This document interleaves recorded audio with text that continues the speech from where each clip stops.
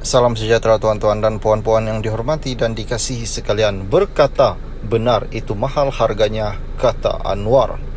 Semua ahli UMNO yang dipecat atau digantung daripada parti perlu kekal bertenang dan bersabar dalam beberapa realiti dihadapi. Bekas ahli Parlimen Ketere, Tan Sri Anwar Musa berkata parti hanya alat dan landasan untuk berjuang seperti yang dilakukan selama ini. Berkata benar itu mahal harganya dan ingatlah jikapun mereka ini berkuasa, masih ada yang lebih tinggi kuasanya. Parti itu ciptaan kita manusia, ia hanya alat untuk berjuang dan ia bukan satu matlamat, katanya. Beliau berkata rakyat sudah memberi isyarat namun UMNO kekal berada dalam penafian. Anwar berkata, UMNO lebih cenderung menyalahkan rakyat, pengundi dan pihak lain kecuali diri sendiri.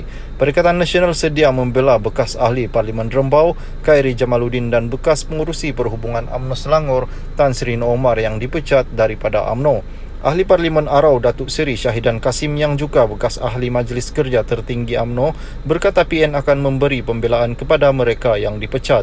Sebuah parti tidak siuman sedang gairah pecat orang. Sabar yang kena pecat, kami akan memberi pembelaan. Parti berkenaan ditolak di Perlis, Kedah, Kelantan, Terengganu, Selangor dan Melaka. Menunggu hari pilihan raya negeri PRN, katanya menerusi muat naik di Facebook. Syahidan antara pemimpin terawal digugurkan keahlian selepas mencalonkan diri sebagai bertanding mewakili parti lawan untuk pilihan raya umum ke-15 lalu. Sementara itu, Timbalan Presiden Bersatu, Datuk Seri Ahmad Faizal Azumu menerusi ciapan di Twitter turut memberi kata-kata semangat kepada Khairi dan Noh. Saudaraku, sayapmu tidak lagi terikat. Sekarang kamu boleh terbang lebih tinggi lagi. Semoga Allah berkati perjuangan suci, katanya. Iaitu Bersatu sentiasa membuka peluang kepada sesiapa saja untuk menyertai parti itu. Ahli Majlis Pemimpin Tertinggi Bersatu, Senator Datuk Razali Idris berkata parti bukan saja membuka peluang kepada bekas pemimpin UMNO yang disingkirkan, malah kepada semua individu. Jika ada pemimpin UMNO yang disingkirkan atau dipecat ingin menyertai Bersatu, kita alu-alukan demi membina negara yang lebih cemerlang. Kita sentiasa memberi peluang kepada mana-mana individu termasuk bekas pemimpin UMNO yang disingkirkan ingin menyertai Bersatu atau parti komponen PN, katanya ketika dihubungi hari ini. Majlis Kerja Tertinggi UMNO semalam memutuskan memecat dua ketua pemuda UMNO, Khairi Jamaluddin dan Tan Sri Noh Omar.